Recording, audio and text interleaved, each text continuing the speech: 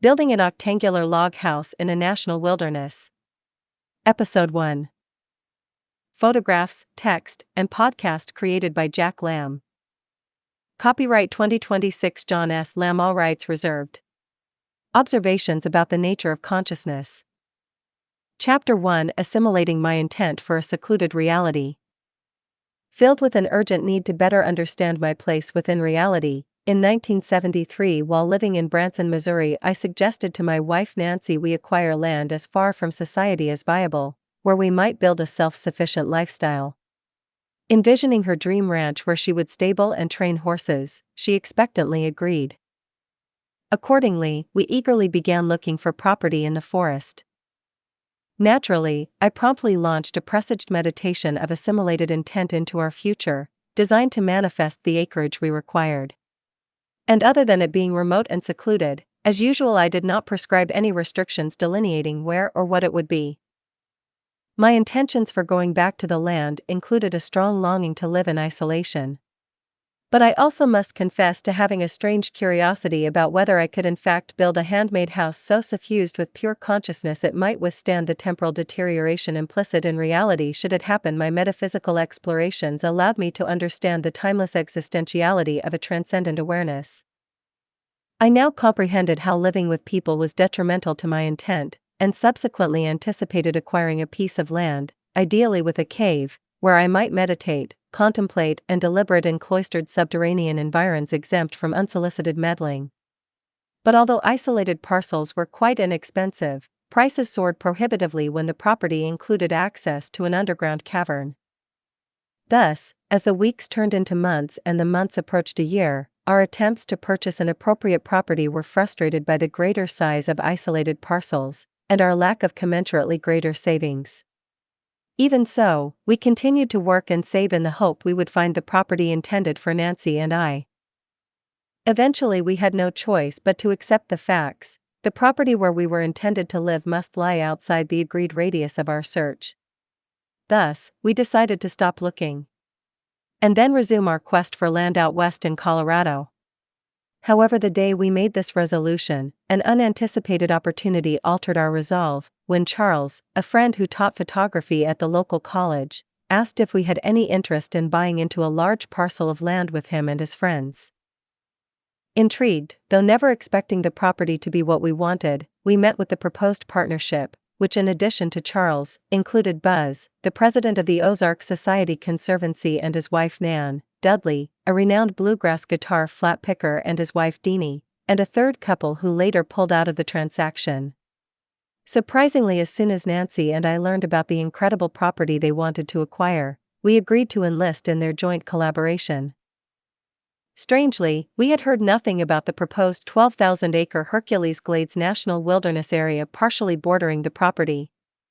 Accessed by a 2-mile four-wheel drive trail through the forest, the parcel included a spring-fed stream paralleled by overgrown bottomland pastures, secreted beneath 200-foot bluffs surrounded by forests of oak, hickory, and red cedar.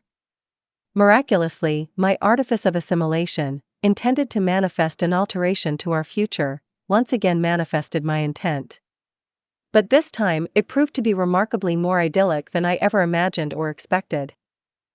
There is a good reason why I ultimately would name my procedure to invoke a future happenstance using my assimilated intent as an artifice, for it rarely manifests until I forget about or give up on it.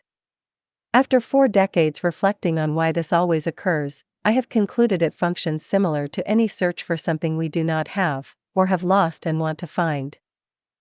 Metaphysically, the diverse acts of looking and finding are mutually exclusive conceptualizations. So, until we are tricked, or trick ourselves, into terminating our occupation of looking, we cannot materialize the object of our envisioned intent.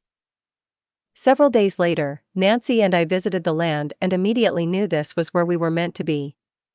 The only dilemma was how to apportion the property to everyone's satisfaction, for each couple wanted to own the pastures on the creek, rather than the sparsely treed, rock-ledged cedar balds.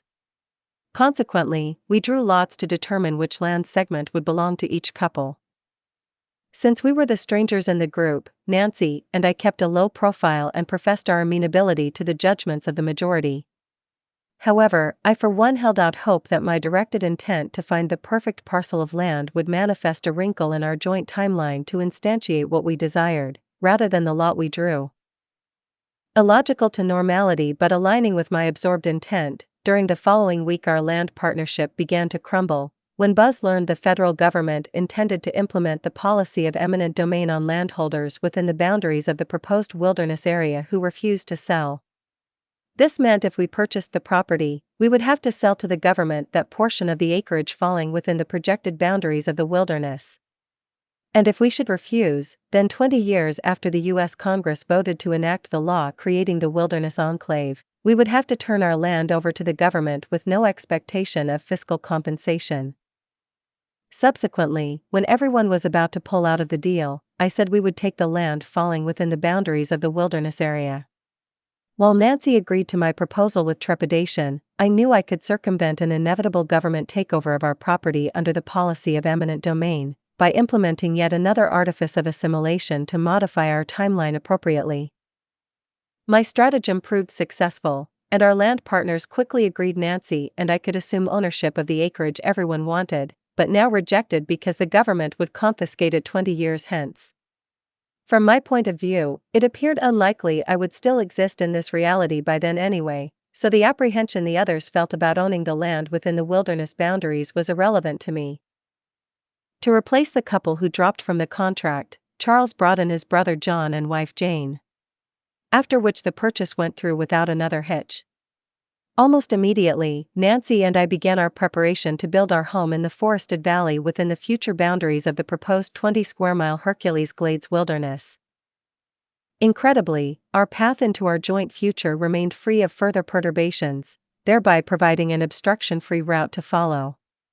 The widow who owned the horse ranch where Nancy daily fed the stock, asked her to work a few hours a day in exchange for the use of a cottage beside the barns where we could live, since the old cowboy who worked with the stock was no longer physically able to do the job by himself. The logistics of building a house in the wilderness at the end of a 2-mile nearly impassable road, requiring we ford the stream where the water was often 3 feet deep, was beginning to sink in. For we would need to haul down the building materials ourselves. So, I opted to continue working for another 6 to 8 months, while we accumulated and transported everything we would need to build our new home. While there was much work to do, we relished it. And as the weeks passed, Nancy and I began to discern the particulars of the self-sufficient life we would build for ourselves in our isolated valley. Rimmed by 200-foot-tall limestone bluffs, our bottomland grasslands and forested hills nestled within an enclave engraved by a meandering stone-bedded stream. Consequently, the serene sound of transparently clear waters tumbling over multicolored stones provided the inspiration to name our homestead. Beneath the star-studded blanket of blue-black night, where the air is crisply cool and moist to the scent, echoing with cricket cadence and whippoorwill rent, there lies a veiled valley between cliffs and hills, where all things dance to the melodious melodies of swift-flowing spring water over pebble chimes, tinkling sonorous songs along with rambling rhymes.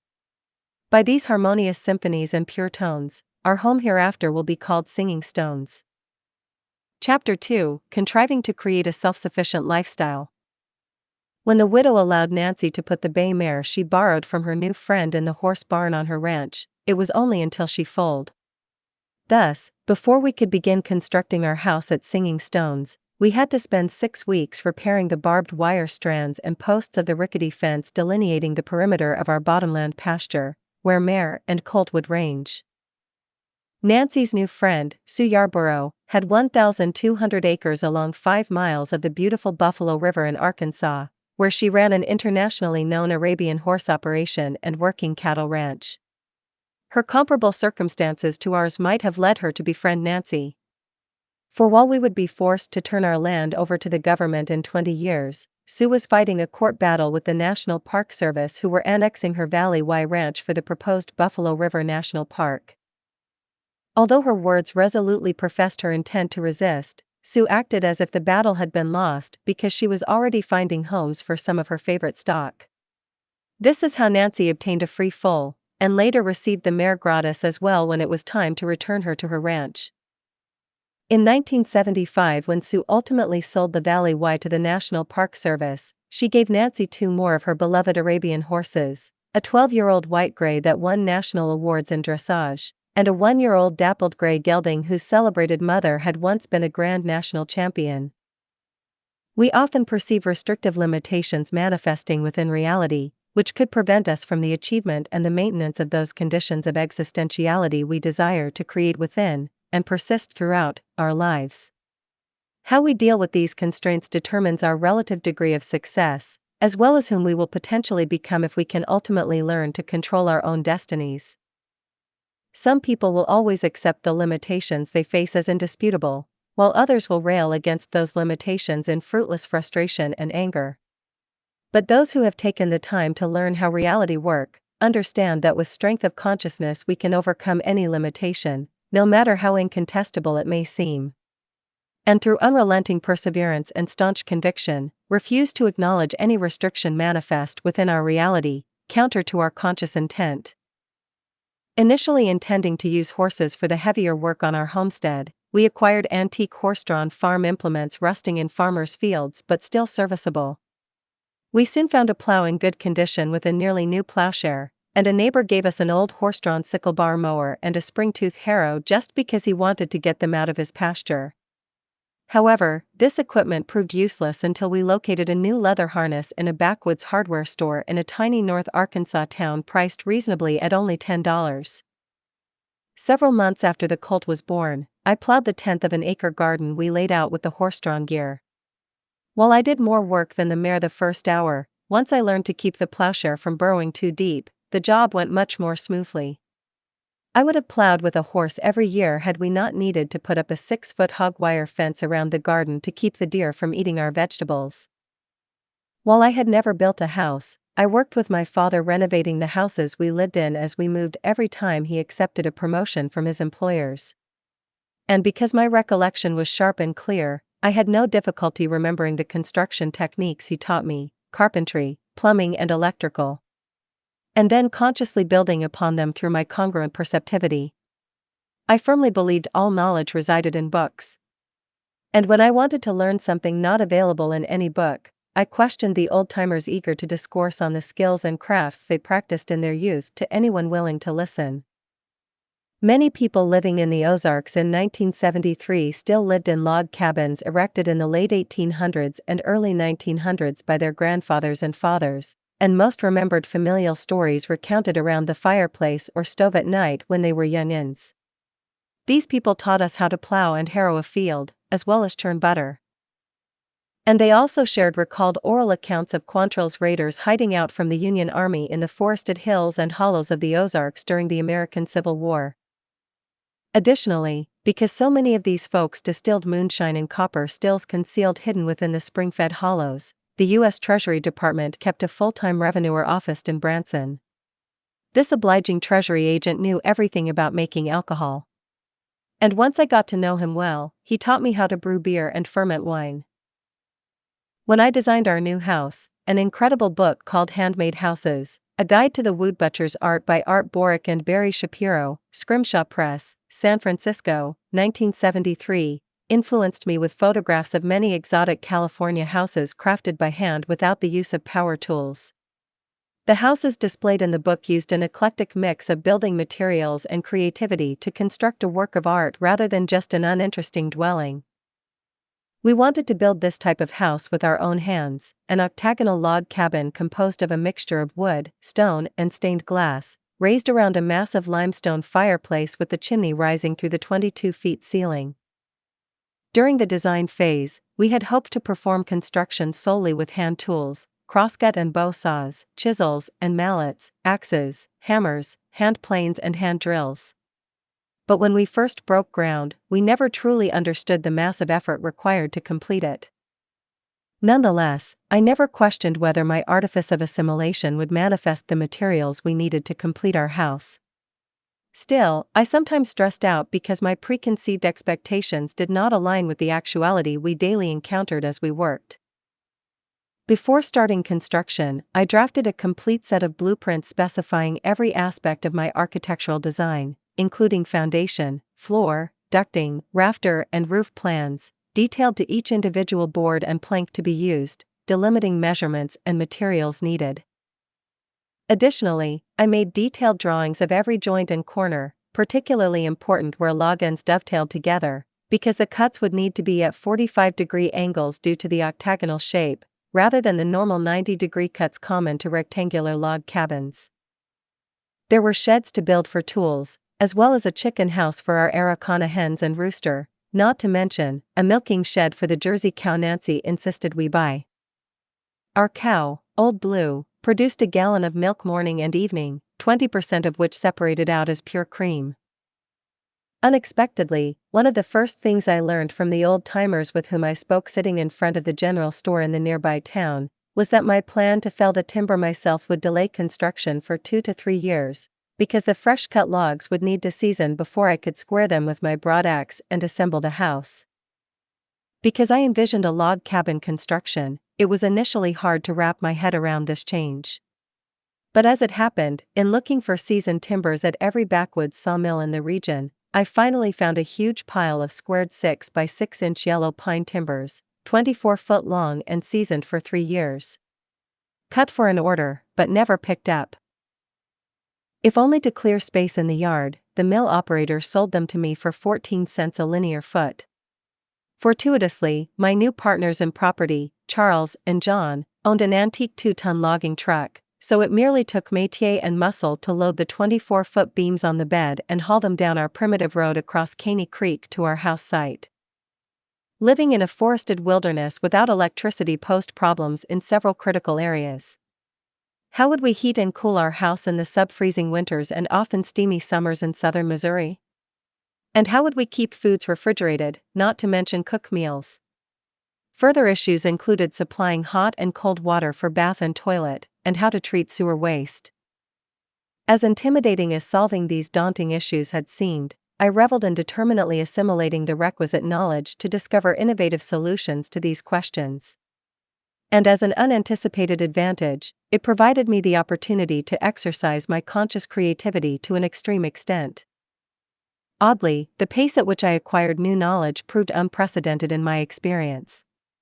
I now recognized that anything I needed to know, I could quickly assimilate by focusing my consciousness on the issues at hand. Words written and oral poured reminiscently into my cognizance like water into the bottomless bucket of my awareness. It was almost as if I relearned things I already knew, which would allow me to take absolute control over my manifest destiny. Tackling these issues and solving them in innovative ways proved to be a heady feeling. But this time I was willfully devouring the totality of my reality with the veracity of my conscious perceptivity, assimilating all aspects of materiality into my being to be reconceived and reassembled to reflect my destined sentient intent. However, it also became perceptually distinct to me. There is nothing special about the abstract conceptuality we experience to be building a house by hand, a priori countenancing that it should uniquely affect my conscious perceptivity. Our intentionality prescribes the attributes of the perceptible objects we will differentiate within any of the imaginable existentialities wherein we happen to persist. Consequently, every experience we abide will enhance our consciousness, as long as we allow ourselves simply to distinguish its reality as such. Chapter 3: Euphorically Employing Conscious Creativity. Creativity is the chief mechanism consciousness employs to manifest controlled change within reality. Therefore, I relished wrestling with inflexible problems necessitating creative innovative solutions, especially those which fell outside my cultural predispositions. Avidly reading 2 books about Albert Einstein at the same time we began planning our life at Singing Stones, made me realize more clearly how relativity underscores virtually every aspect of temporal mutability. For what we perceive in time, both normal waking reality and lucid dreams, advocates there must be innumerable ways to accomplish any task.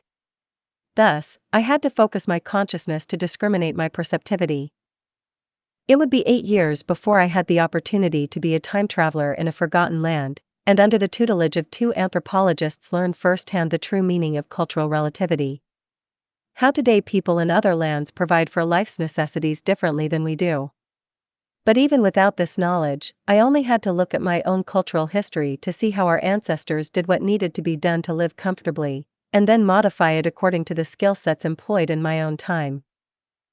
In my research, I uncovered all but forgotten writings of two 18th century American-born inventors, who compiled a wealth of information about heating with a wood fireplace at a time 2 centuries past when this was the principal method employed.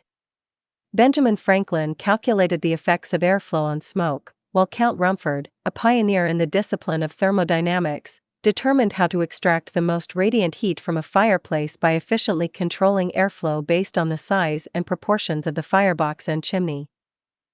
Designing our 48-inch wide fireplace to the Count's specification, the heating system would keep our house warm even on the coldest of winter nights.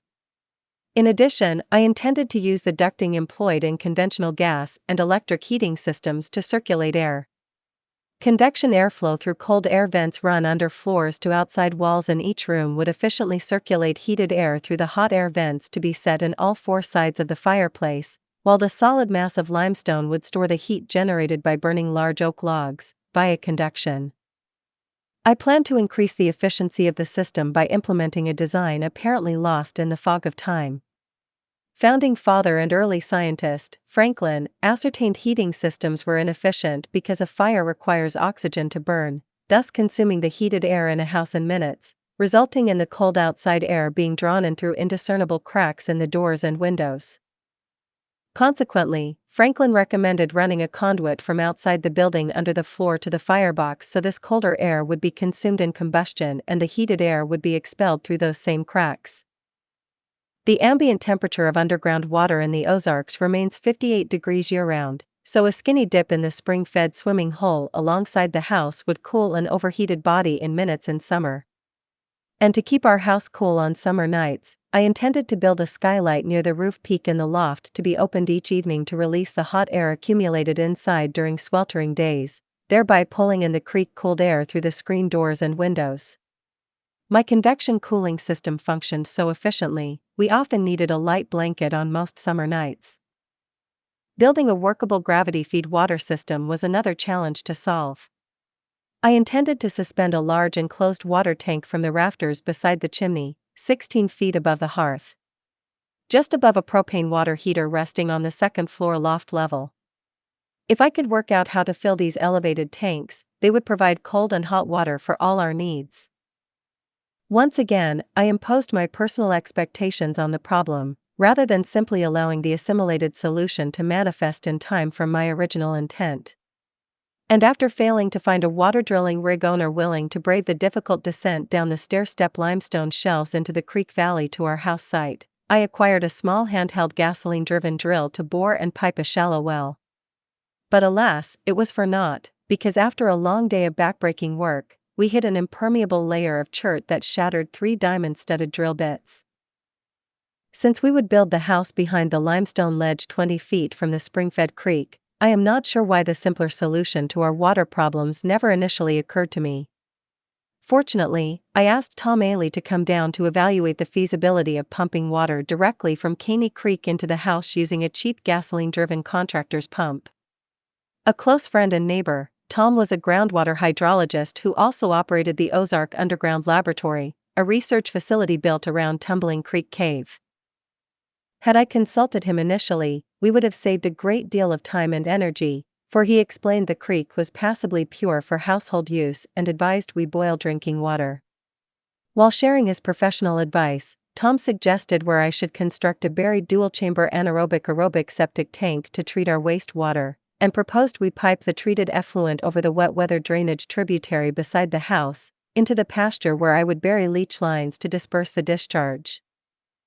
Incredibly, Nancy found an aged farmer with a wood cookstove still unassembled in the crate Sears, Roebuck and Company shipped it to his father when he ordered it from their catalog in 1920. Its cast-iron exterior was a bit rusted and pitted from rainwater leaking through the shed roof where it was stored for 5 decades.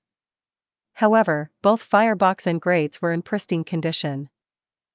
Best of all, unlike most still serviceable cookstoves, this one was petite so we could use it year-round, perfect for the small kitchen we intended to build.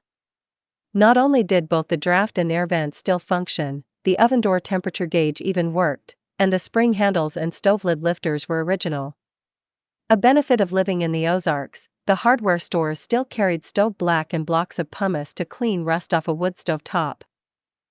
For refrigerating and freezing foods, I located a used ammonia absorption refrigerator made in Sweden, which operated on a small propane flame. Common in the early 1900s, absorption refrigerators employ a refrigerant with a low boiling point, providing the cooling effect when it boils and evaporates within the closed coil system, before the ammonia recondenses and the process reiterates. Knowing too well we would never be able to bring in electricity, we were committed to using Aladdin kerosene lamps for lighting. That said, I decided to wire the house for DC current using number 4 wiring to reduce the resistance, on the off chance we might one day dam the creek and install a small hydroelectric generator to provide power. Meanwhile, I intended to plug the house into a bank of batteries mounted on the front bumper of our British Land Rover, which would charge when we drove.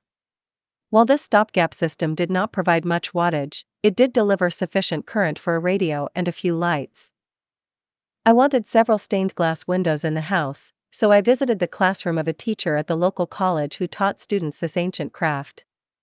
For hours in the classroom watching students work at the stages of leaded glass window construction, taught me what was required to design and build the stained glass windows perceived in my earlier vision.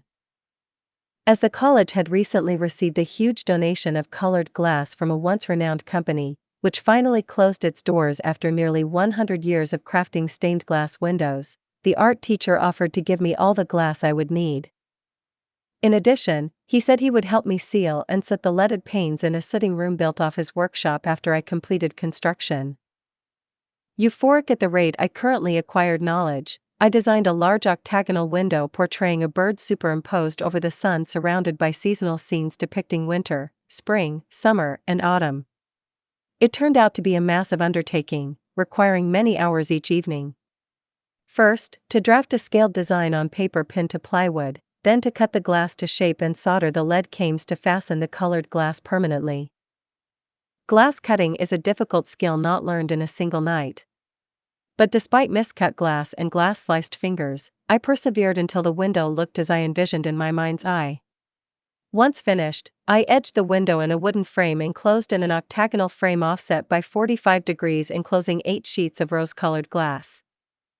While drawing my architectural design, I realized the steep stairs to the loft required more headroom than the diagonally sloped cathedral ceiling permitted. So, after adding a dormer to the roof's design above the stairs, I created a small stained glass window out of leftover glass to embellish the gable dormer with a touch of color. 1 year after we bought our wilderness property, I felt ready to begin construction on our handmade home. Giving a month's notice, Nancy and I quit our jobs in preparation to begin working full-time on our house. And while we still had access to the cottage on the widow's ranch where Nancy fed the stock a few hours a day, we chose to camp out on the cedar-covered flat above Caney Creek adjacent to the building site. When we broke ground, we never grasped it would take us 18 months working 12-hour days and 7-day weeks to complete construction. Nor did we realize we would be living outside in our tent and canvas lean-to camp for over 11 of the next 16 months. Roughing it living in our forest camp, while working on our house month after long month, would prove to be a supreme exercise in consciousness, for the necessity of our unremitting labors taught me that commitment and perseverance ultimately reinforce my conscious intent. One day, my resoluteness of devotion to my intent to raise my acuity of perception to comprehend how reality truly works would be put to the test. And the inexorable months required to finish a task once begun, taught me to take responsibility for seeing through the many challenges I would undertake during my life, despite the difficulties. It is ultimately a question of focus, concentrating my attention to the exclusion of all else on the objectives demanded by my resolute intent in order to create an innovative reality. Look for the next YouTube podcast episode of Building an Octangular Log House in a National Wilderness. Episode 2.